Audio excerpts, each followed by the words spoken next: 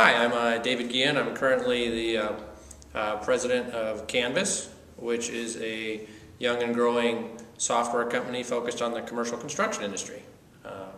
My background, I guess, would be a serial entrepreneur. This would be my fourth endeavor.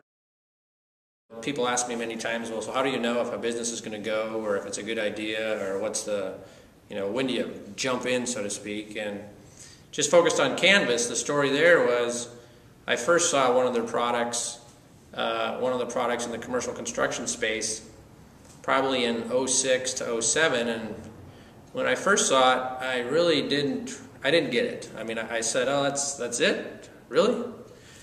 And then a person in the commercial construction space said, hey Dave, would you take an extra time and go out to the job site and sit down with someone on a Saturday afternoon and just see what they do without the product and what they do with the product. Out there, it was a construction site in North Carolina. I went out there and saw how they did it the old way. And then what this, really it's a software as service, even back in the 2007, so it's all web-based. What they could do the new way with this product called Blue Fingerprint, that was the, I understand why someone would want this product, because I certainly wouldn't want to push the old way on it. Dave, you're a serial entrepreneur. What's the first endeavor? And I'll show both colors here. I'm an Iowa State grad, and I was sitting at the library in Iowa State and wasn't really studying. And at that time, it came out that when the University of Iowa and Hayden Fry, before games, they did the hokey pokey in the locker room. And I'm a big Minnesota Twins fan, so the Homer hanky. And I came up with this idea there of doing a hokey pokey down to Kinnick Stadium and sold them on the sideline in the first year.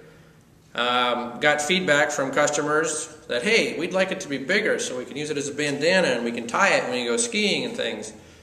So the second year, we basically created a bigger version, and we got it in retail stores, and like anybody that's in business, things started moving, and I was thinking in the back of my head that college was going to be paid for and sales were looking good.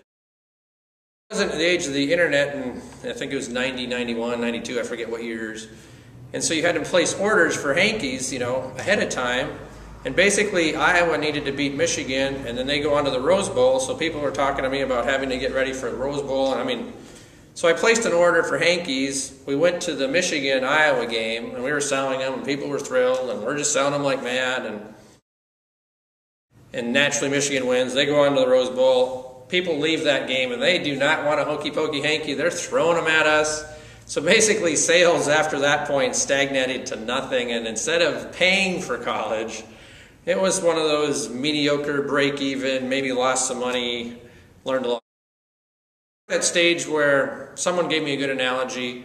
They said starting a startup's a lot like a rocket taking off. And if you've ever seen a rocket take off, it uses all its fuel, makes all this noise, and it barely moves. And then if it makes it, it goes off and it looks really easy. Well, we're still in the stage of trying to lift the rocket off the ground. So it's a lot of hard work, it's a lot of fun, sometimes it's frustrating, but all the stuff that goes with trying to get something new going.